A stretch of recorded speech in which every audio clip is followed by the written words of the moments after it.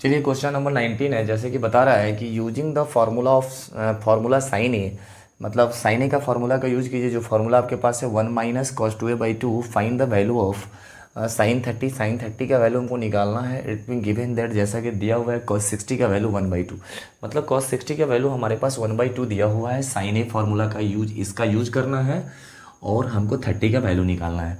तो हम पहले लिख लेते हैं जो मेरे पास गिवन है। गिवन दैट, मेरे पास गिवन जो है वो क्या है, तो गिवन है मेरे पास, गिवन ये है, it mean given at cos 60, मतलब क्या दिया हुआ है, जो गिवन है मेरे पास हम लिख देते हैं cos 60 डिग्री का वैल्यू दिया हुआ है 1/2। ठीक है, उसके बाद हमको क्या करना है, इस फॉर्मूले का यूज करना है। तो हम उस चीज़ को लिख लेते हैं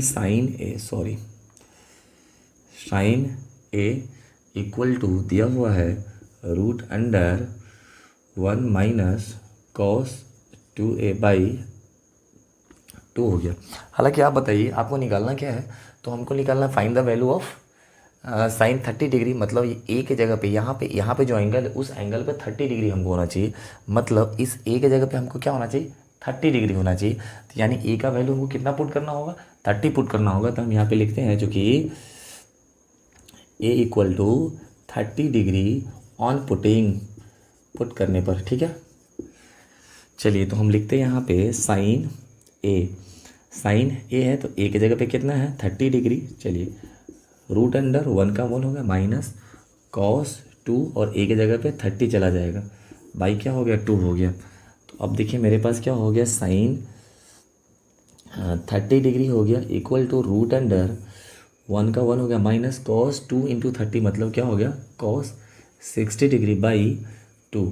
चलिए इसके बाद हम क्या करते हैं, साइन 30 को यहाँ पे लिख लेते हैं, साइन 30 डिग्री यहाँ पे लिख ले इक्वल टू, ये 1 हो गया पहले लिखते हैं 1 माइनस ये cos 60, और आपको देखिए cos 60 का वैल्यू दिया हुआ है 1/2 हो गया, बाई क्या हो गया, ये 2 है, ये हम 2 लिख दिए।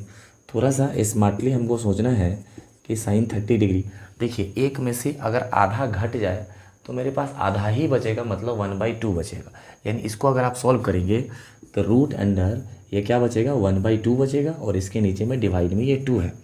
तो हम क्या करेंगे, साइन 30 डिग्री इक्वल टू √1 का 1, सॉरी ये 1/2 लिख दिए, और आपको पता है कि ये 2 जो है ना नीचे चला आएगा, यानी यहाँ पे चला आएगा।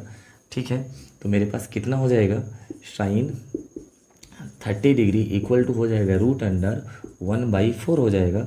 और देखिए अब क्या हो जाएगा, साइन 30 डिग्री इक्वल टू, हाँ 1 का रूट क्या होगा 1 होगा, और 4 का रूट क्या होगा, तो मेरे पास 2 हो जाएगा।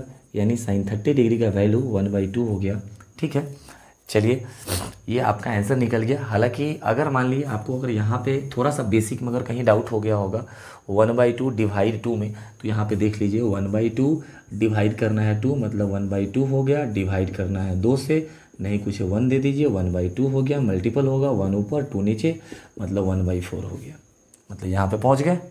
अगर आपको फिर क्या हो गया होगा, रूट अंडर अगर 1/4 में अगर डाउट हो गया होगा तो आप इसको लिख सकते हैं रूट के अंदर में 1/2 × 1/2। जैसा कि हम बताए हैं कि सेम फैक्टर अगर 2 ठो है तो एक बाहर निकल जाएगा, तो क्या हो जाएगा 1/2 बच जाएगा। तो अब देखिए 1/4 का 1/2 हो गया। इस तरीके से आपका क्वेश्चन नंबर 90 हो गया।